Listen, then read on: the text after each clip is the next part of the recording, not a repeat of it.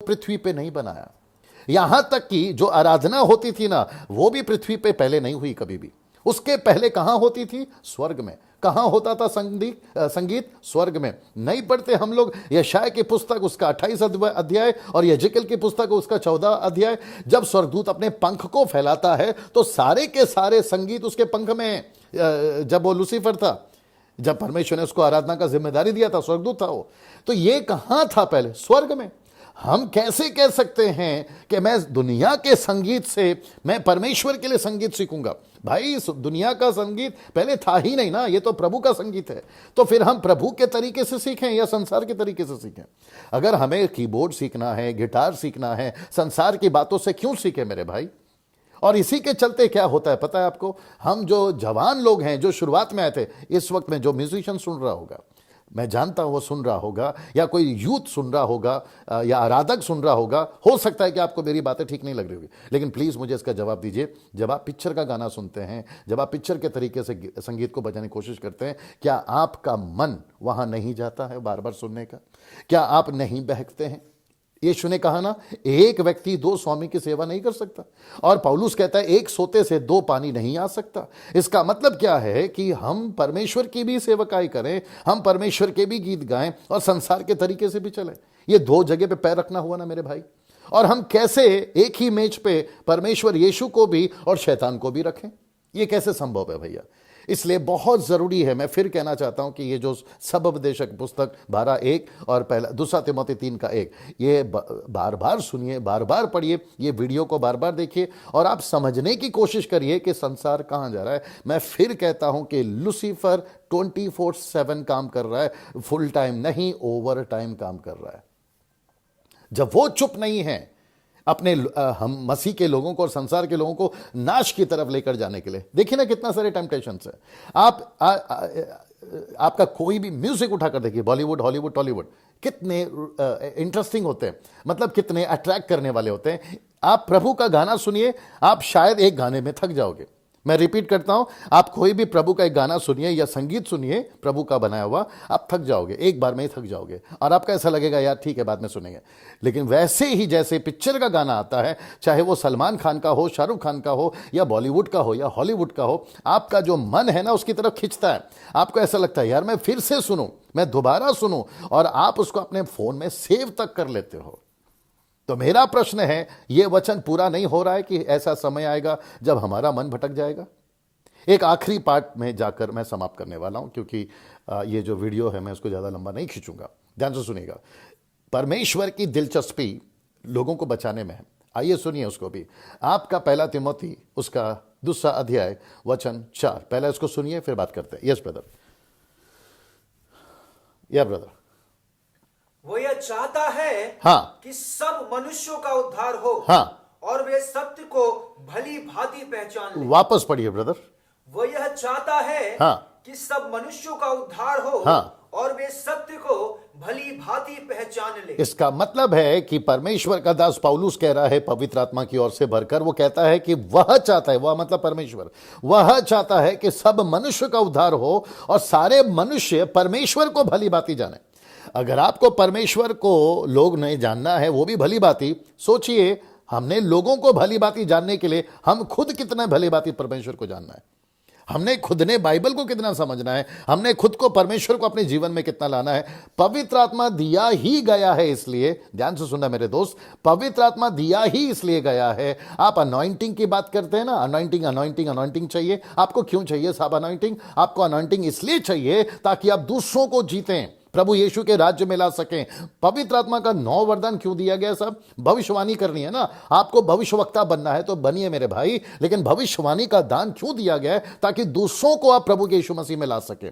याद रखिए, पौलुस कहता है कि अगर आप अन्य भाषा बात करोगे कलीसियाओं के अंदर तो लोग कहेंगे अरे ये क्या चल रहा है, लेकिन वैसे जैसे ही भविष्यवाणी करोगे, जो अविश्वासी चर्च में आता है वो अपने आप को समझ जाएगा, उसके पाप उजागर हो जाएंगे और वो सत्य को जानना शुरू करेगा। तो इसका मतलब है परमेश्वर की मर्जी क्या है कि हर कोई बचाया जाए, हर कोई सत्य को जाने, चाहे वो हिंदू हो, मुस्लिम हो, सिख हो, ईसाई हो, बुद्धिस्ट हो, पारसी हो, देश का हो या विदेश का हो। परमेश्वर चाहता है कि हर कोई बचाया जाए। और उसका इंस्ट्रूमेंट कौन है साहब? उसका साधन कौन है? उसका साधन आप और मैं है, यानी मनुष्य जाति जो बच गए। अब यहां पर लिखा है कि वो चाहता है सब बचे। देखिए, आप लोग मुझे जानते हैं कि मैं फेसबुक के ऊपर, आप लोग मुझे देखते हैं, मैं पूरा भारत घूमता हूं।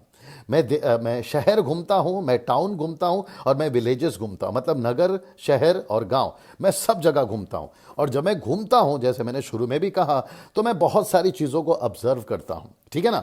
मुझे पता चला है कि जो शहर में हमारे पास में क्षमताएं हैं, पोटेंशियल्स हैं, शहर में बहुत सारे आराधक हैं, शहर में बहुत सारे एवेंजलिस्ट हैं, शहर में बहुत सारे बाइबल टीचर्स हैं, लेकिन मेरा प्रश्न है गांव में, ऐसे टाउन्स में जो कि आपके राजस्थान में, अभी मैं राजस्थान में हूं, राजस्थान में जब मैं घूम रहा था, मैंने देखा बहुत सारी जरूरतें हैं लोगों को परमेश्वर के प्रति जागरूक करने की, परमेश्वर के प्रति उनको तैयार करने की।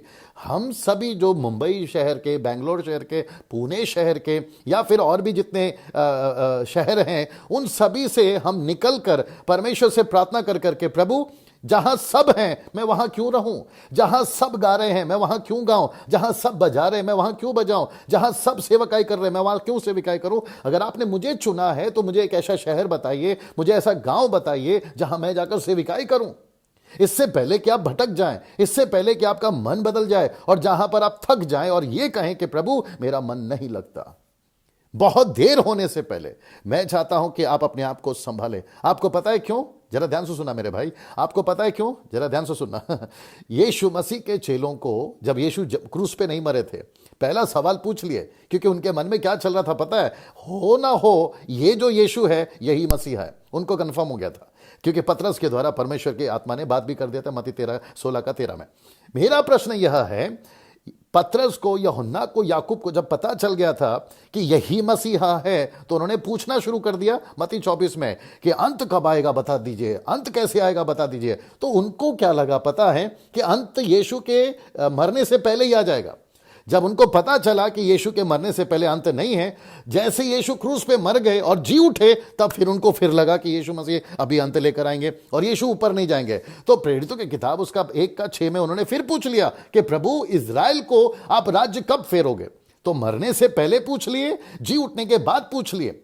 अब प्रश्न यह उठता है कि चेलों को नहीं पता था कि यीशु तब तक दुनिया खत्म नहीं करेंगे या तब तक नहीं आएंगे या इजराइल को अपना राज्य नहीं फेरेंगे जब तक मानव जाति का उद्धार नहीं हो जाता। और मत्ती का 24:14 पढ़िए। यस, मत्ती 24:14 पढ़िए। या ब्रदर, मत्ती 24:14। हाँ, मत्ती 24:14। Yes brother. और राज्य का यह सुसमाचार हाँ, सारे जगत में प्रचार किया जाएगा, हाँ, कि सब जातियों पर गवाही हो, हाँ, तब अंत आ जाएगा। तो इसका मतलब है, यीशु कहता है चेलों से कि तब तक अंत नहीं आएगा जब तक सुसमाचार नहीं जाए। तो इसका मतलब है कि ऊपर बैठा परमेश्वर को, my goodness get ready now, ऊपर बैठा परमेश्वर को हमारी कन्वेंशंस, हमारे कॉन्फ्रेंसेस, हमारे कॉन्सर्ट्स या फिर हमारी आराधना या फिर हमारा प्रचार, उसमें दिलचस्पी ज्यादा नहीं है। उसकी दिलचस्पी है कि लोग कैसे बचें। अगर आप समझ रहे हैं मेरी बातों को, परमेश्वर को कोई दिलचस्पी नहीं है कि हमारे पास में गाड़ी है, बंगला है या नहीं है, उसको कोई दिलचस्पी नहीं है। उसका मकसद है कि लोग कैसे बचें। आपको क्यों चुना है मेरे भाई? जरा वापस पीछे चल जाकर सोचिएगा। आप जब 5 साल पहले, 10 साल पहले, 25 साल पहले जब आप प्रभु को नहीं जानते थे, जिस दिन आपका उद्धार हो गया था, वो जुनून कहां गया आज? वो पैशन कहां गया आज? वो जज्बा कहां गया आज? वो तड़प कहां गई आज? कितने साल हो गए आपकी आंखों से आंसू नहीं निकले? जरा खुद सोचिए। कितने साल हो गए आपका दिल नहीं टूटा किसी के लिए? आप शॉपिंग मॉल घूमते हैं, आप दुबई घूमते हैं, आप यूएसए घूमते हैं, आप ऑस्ट्रेलिया घूमते हैं, आप न जाने कहां कहां घूमते हैं और अच्छे 5 स्टार होटल में आप घूमते हैं। परमेश्वर कहता है वहां बोझ नहीं आएगा सेवा का। आपको बोझ कहां आएगा पता है मेरे दोस्त? जब आप सड़कों में घूमोगे, आप झोपड़पट्टियों में घूमोगे, आप रेलवे स्टेशन, बस स्टैंड में घूमोगे और ऐसे अस्पतालों में घूमोगे जहां यीशु की जरूरत है।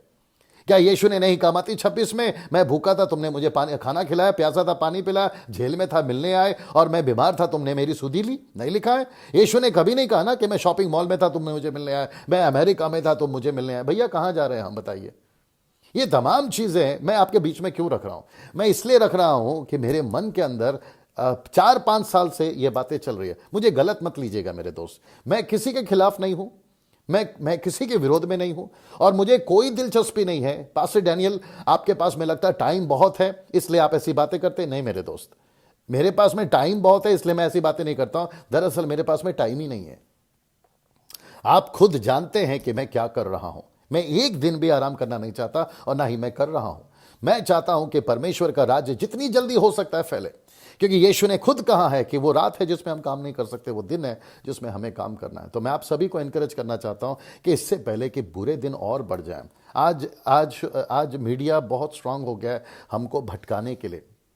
इवन सेकुलर की भी बात करूं ना, आज जवान लड़के, सेकुलर मतलब आप समझते हैं, संसारिक लोग, हिंदू मुस्लिम सिख ईसाई, कोई भी जो प्रभु में नहीं है, वो अपने माँ बाप का नहीं सुन रहे हैं, वो पति पत्नी का नहीं सुन रहा है, पत्नी पति का नहीं सुन रहा है, सब अपने में लगे हुए हैं, किसी को कोई लेना देना नहीं है। अगर मैं बात करूं कपिल शर्मा की, आप जानते हैं क्या हो रहा है, मीडिया में बताया जा रहा है वो डिप्रेशन में है। दूसरों को हंसाने वाला वो खुद ही डिप्रेशन में है। सिद्धार्थ, वो एक लड़का जो आता है रियलिटी शो में, वो खुद ही डिप्रेशन में है, न्यूज़ में पता चल रहा है। कितने क्रिकेटर्स जो आज अपने जीवन से थक चुके हैं, कई गड़बड़ियां चल रही हैं। इवन बिजनेसमैन, करोड़पति की बात कर रहा हूं, नाम नहीं ले सकता, आप लोग जानते हैं, वो तक भटके हुए हैं, बिगड़े हुए हैं। कहां है सुकून, कहां है चैन, कहां है सब कुछ ठीक? आप राजनेताओं की बात करें या फिर नेताओं की बात करें या फिर जो फिल्म एक्टर्स हैं उनकी बात करें, कहीं पर भी सुकून नहीं है। वही तो बता रहा है ना परमेश्वर का सेवक कि ऐसे समय आएंगे जहां तुम खुद बोल बैठोगे मेरा मन नहीं लगता। मैं यहां वीडियो समाप्त कर रहा हूं और मैं चाहता हूं कि ध्यान से सुनिएगा, समझिएगा कि मैं क्या बोलने की कोशिश कर रहा हूं। दरअसल मैं नहीं, प्रभु का आत्मा बोल रहा है आपसे। इस वीडियो को दूसरों तक जरूर पहुंचाइएगा। परमेश्वर आपको आशीष दे। फिर कभी किसी और बात को लेकर इस वीडियो के माध्यम से आपके साथ बात करूंगा। जय मसीह, गॉड ब्लेस यू।